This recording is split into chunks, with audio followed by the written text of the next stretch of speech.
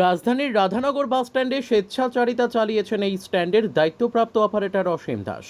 ক্ষমতার দম্ভে তিনি আইনকে বৃদ্ধাঙ্গুল দেখিয়ে যা ইচ্ছে তাই করছেন, যেন রাধানগর স্ট্যান্ডই তার সম্পত্তি। শৌচাগার, জলের ট্যাপ ভেঙে দোকান ভাড়া দিয়ে রেখেছেন। মোটর শ্রমিকদের বিশ্রামাগারটিও দখল করে রেখেছেন। এর মধ্যে শনিবার রাতে এক মোটর শ্রমিক স্ট্যান্ডে রাত্রিযাপন করতে চাইলে অসীম তাকে মারধর করে, মাথা ফাটিয়ে দেয়। রবিবার সকালে এই খবর জানাজানি হতেই ক্ষোভে ফেটে পড়েন অন্যান্য শ্রমিকরা, বন্ধ রাখেন যান চলাচল। শ্রমিকদের দাবি, অসীম দাসকে রাধানগর বাসস্ট্যান্ডের অপারেটরের দায়িত্ব থেকে সরাতে হবে। তার বিরুদ্ধে শ্রমিকরা থানায় অভিযোগ দায়ের করবেন বলেও জানান। এদিকে যান চলাচল বন্ধ থাকায় সমস্যায় পড়তে হয় যাত্রীদের। প্রশাসন এখন অভিযুক্ত অসীম দাসের বিরুদ্ধে কি পদক্ষেপ নেয় সেটাই এখন দেখার বিষয়। সত্যি এটা বিগত বেশ কিছুদিন ধরে আমরা দেখছি যে এটার অপারেটর নিয়েছে, উনি অনেকগুলো প্রবলেম আমাদের সাথে করছে।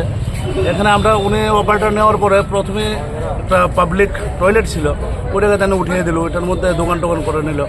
তারপর আমাদের যে গাড়িগুলো চলছে, ছোটো গাড়ি হোক বাস হোক, সবগুলির একটা নির্দিষ্ট পার্কিং থাকে, ওইটা ছিল 15 টাকা, তারপর ওটা 20 টাকা করা হলো, তারপর ওটা ডাইরেক্ট 70 টাকা নিয়ে যাওয়া হলো।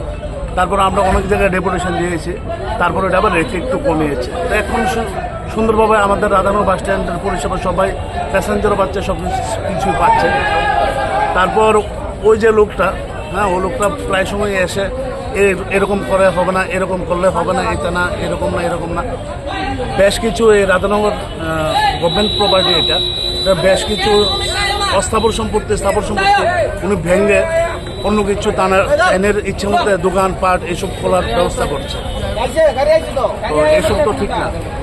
কি নাম ওনার? ওনার নাম অসীম কুমার দাস। তা আপনারা তার আগে আমাদের শুনলাম এক শ্রমিককে বেদরক মারপিট করেছে, তাই শ্রমিকেরা আজকে এটা নিয়ে রাস্তা গাড়িটাকে সব বন্ধ করে দেবে। Bureau report, news tele Bharat.